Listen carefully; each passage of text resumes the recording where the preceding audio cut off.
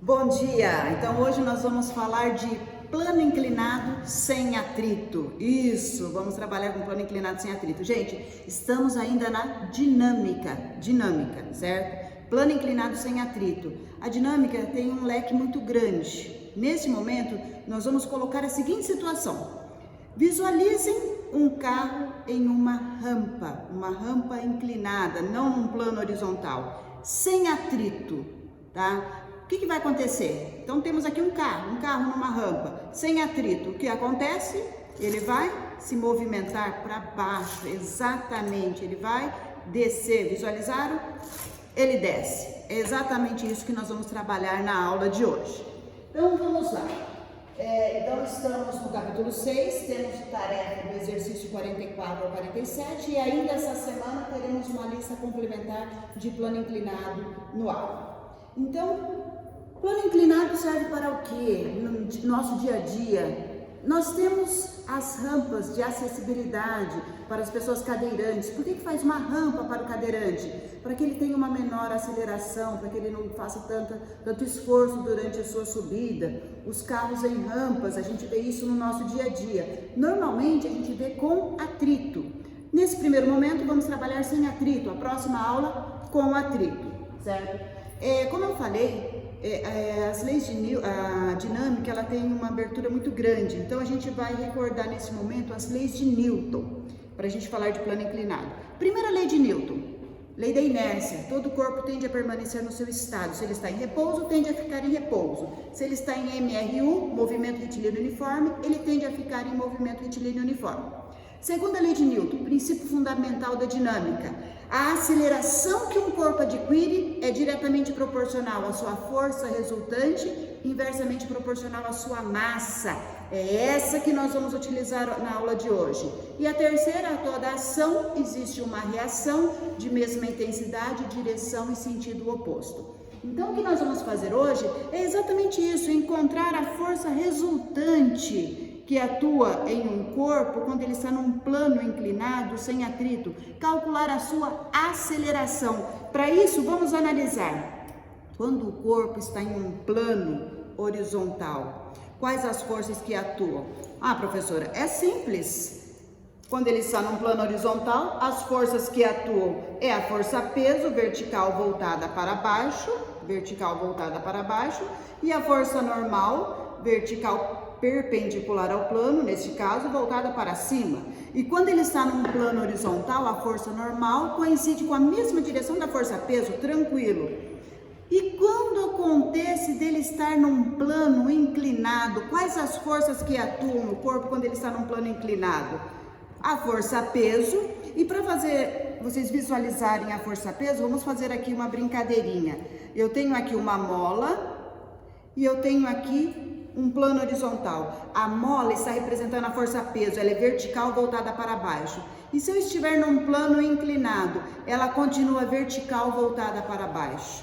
E a força normal? Gente, a força normal, como o próprio nome diz, ela é perpendicular ao plano. Então, quando ela está num plano horizontal, coincide com a força peso.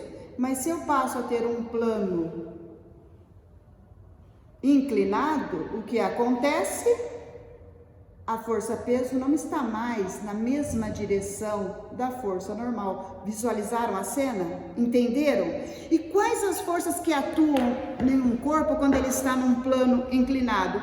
Força normal e força peso. Essas duas apenas, não tem outra força mais atuando. E é isso que nós vamos agora representar aqui no quadro para vocês. Entenderam? Compreenderam até aqui? Num plano horizontal eu tenho a força peso e tenho a força normal. Então vamos agora fazer o nosso desenho aqui com vocês. Então eu tenho aqui um plano inclinado com um ângulo alfa, um ângulo qualquer, pode ser um ângulo de 30, pode ser um ângulo de 60, enfim, qualquer valor de ângulo.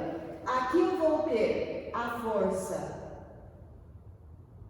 peso vertical voltada para baixo, força peso, essa força, e aqui eu vou ter a força normal. Vocês percebem que a força normal não está na direção da força peso. Qual o objetivo aqui desta aula? É encontrar a força força resultante é encontrar a aceleração.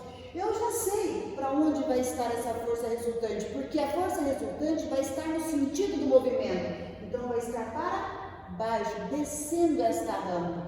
Então, o que eu vou fazer agora? Eu tenho que decompor essas forças para que elas fiquem na mesma direção. Posso tanto decompor a força normal quanto a força peso. Neste caso, vou decompor a força peso, porque eu estou visualizando encontrar a força resultante e assim fica mais fácil o desenvolvimento. Então, vamos pegar aqui, vamos decompor a força peso. Força peso, gente, é um vetor, tem módulo, direção e sentido. Então, aqui, eu vou decompor a força peso, parte da força peso aqui, ó, no eixo Y. Então, vou ter PY e vou ter aqui no eixo X, perpendicular ao plano inclinado, a força, parte da força peso no eixo X. Compreenderam? Então, o que eu tenho aqui? PX mais PY é exatamente igual à força peso. Então, ou eu trabalho com PX e PY, ou eu trabalho com a força peso. Eu não trabalho com as três forças. Neste caso, eu vou trabalhar com as componentes PX e PY, tá? Então, aqui esse P é a resultante aqui, ó, da soma vetorial PX mais PY. Compreenderam até aqui? Uma soma vetorial, ou PX mais PY, ou simplesmente P. Optei por trabalhar com PX e PY, certo? Bom, agora vamos passar uma parte de trigonometria aqui. Visualizem aqui, eu tenho um triângulo retângulo, certo? Tem um triângulo retângulo aqui, ó. Esse ponto aqui de baixo, aqui e aqui. A soma dos ângulos internos tem que dar 180 graus. Esse ponto aqui, ó, eu tenho 90 graus. Estão visualizando?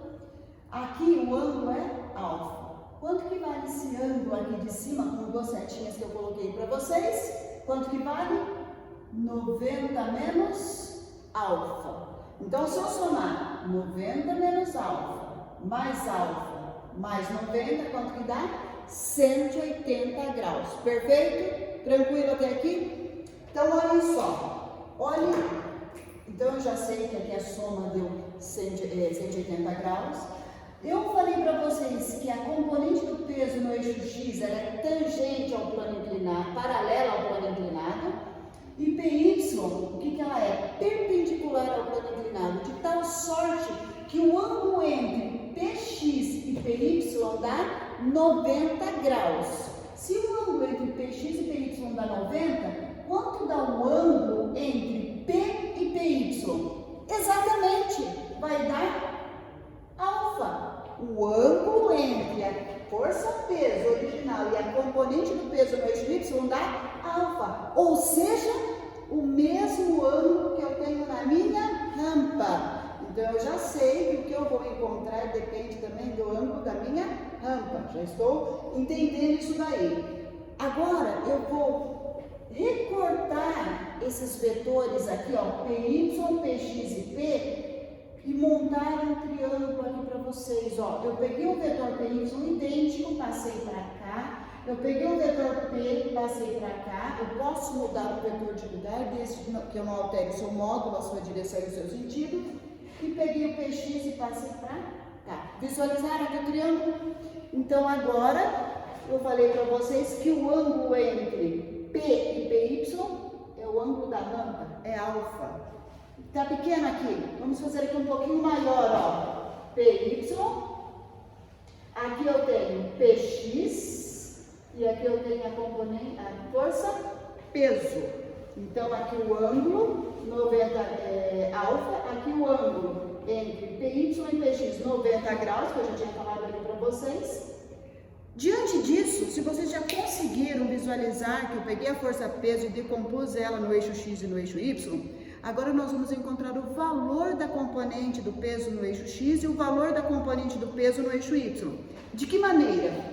Nós vamos decompor o peso, certo? Então, vamos olhar aqui para esse triângulo aqui, que é igual a esse, um pouquinho maior. O que é seno de um ângulo, gente? Seno de um ângulo é cateto oposto sobre a hipotenusa. Então, seno de alfa é cateto oposto. Quem que é o cateto oposto? PX. Sobre a hipotenusa, quem é a hipotenusa? O peso. Logo, o que vem a ser PX? Isso mesmo, peso vezes seno de alfa. Peso vezes seno de alfa. Esse é o valor da componente do peso no eixo X. P vezes seno de alfa. E quanto que vale PY? Bom, eu sei da mesma maneira que cosseno de alfa é cateto adjacente sobre a hipotenusa. Cosseno de alfa, cateto adjacente. Quem que é o cateto adjacente? PY. Quem que é a hipotenusa? Peso. Logo, eu tenho que PY é peso vezes cosseno de alfa. Perfeito! Encontrei o valor da componente do peso no eixo X e o valor da componente do peso no eixo Y. Vamos fazer mais uma análise aqui. Qual o movimento desse bloco? Quando ele caiu, ele não foi para baixo? Não é exatamente isso? Ele estava aqui num plano inclinado e ele não desce? Ele faz movimento aqui, ó? Não, ele só tem um movimento no sentido do plano inclinado. Se ele não tem movimento nesta vertical aqui, ó, é porque a força normal é exatamente igual à força peso no eixo Y em módulo e direção, com sentido contrário. Ou seja, força normal é exatamente igual à força peso no eixo Y, porque não tem movimento. Se eu somar as duas, a soma, a resultante dá zero. Então, para onde está a força resultante? Eu já falei para vocês, né? A força resultante está no sentido do movimento. Então, a força resultante é exatamente igual a PX. Força resultante é igual a PX. E é isso que nós começamos a aula falando. Eu queria saber qual a direção e o sentido da força resultante. Já encontrei. Força resultante é a componente do peso no eixo X. E qual o valor desta aceleração que ele vai adquirir? Bom, vamos fazer então. Força resultante é massa vezes aceleração, segunda lei de Newton, princípio fundamental da dinâmica. O que é PX? Já acabei de calcular, é P vezes seno alfa. O que é peso? Massa vezes aceleração da gravidade, vezes seno alfa. Nesse caso, a massa, como não tem atrito, ela não vai influenciar. Então, a aceleração é a aceleração da gravidade vezes o seno de alfa.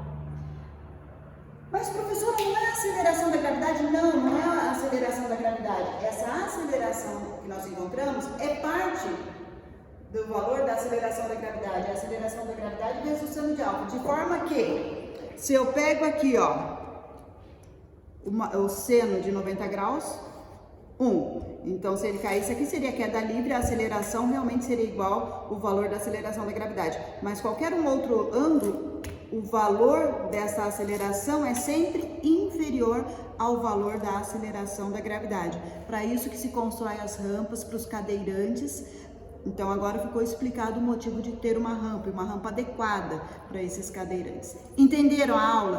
Próxima etapa, eu vou fazer um exercício ainda desse assunto. Aí, na aula seguinte, passamos para plano inclinado com atrito. Fiquem com Deus e até a próxima aula.